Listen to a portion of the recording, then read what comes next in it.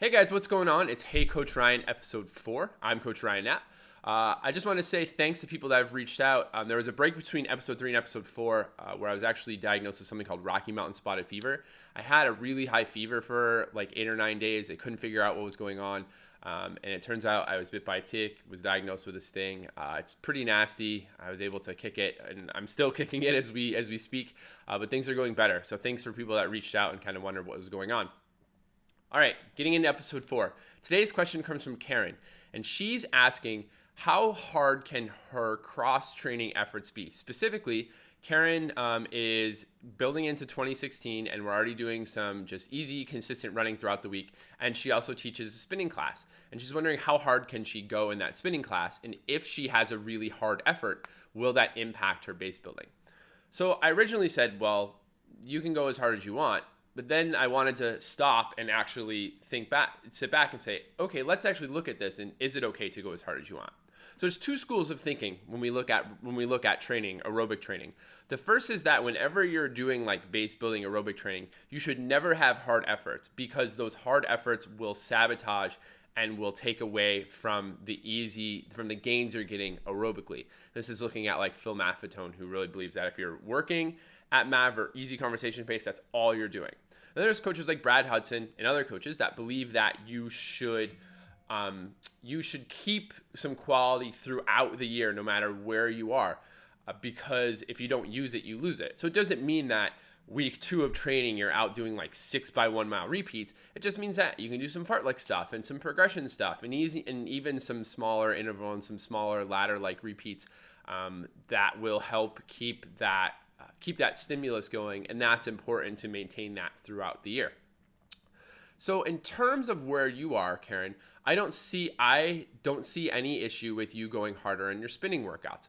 I don't see you having any issue going harder on anything that isn't running workouts, basically.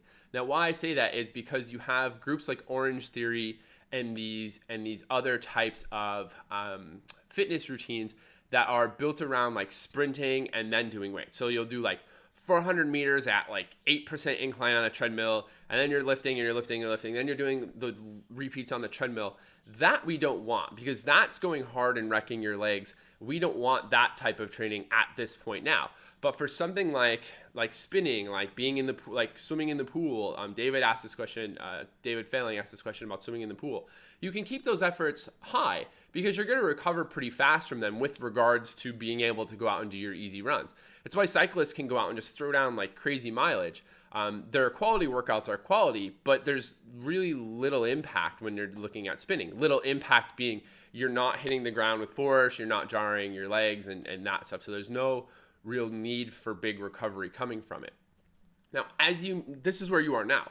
As you move into training and we get 10, 8 weeks, 6 weeks out from a race, then those spinning efforts and the cycling efforts, you definitely want to damper down so that they're easy, because you want to make sure that you're recovering from your workouts, because you're probably starting to have harder quality workouts in there as you get closer to the races. And those quality workouts are then taking precedent over anything else that's going on. So for right now, since you're so far out from the races, go harder, challenge yourself aerobically in those workouts. And then as the shift happens, as we start to move closer to the race and we start to do more specific endurance stuff, then you look to bring those efforts back. But again, those efforts can be high on cross-training workouts that are not running. Pool running is fine. If you're on the elliptical or arc trainer or whatever, that sort of stuff, sure. Spinning, yes, but none of like the harder sprinting workouts that you have. Okay? So hope that helps. Let me know if you have any questions. Make sure to keep asking questions. You can ask them in the Facebook group if you're part of Miles to Go Endurance or wherever. If you use the hashtag, I can put it over here, Hey Coach Ryan. I follow it on Twitter, Instagram, and on Facebook too. So if you ask that question without tagging me, I can see if there's any lingering questions out there to fill up. All right, so hope that was helpful, and we'll see you tomorrow for episode 5.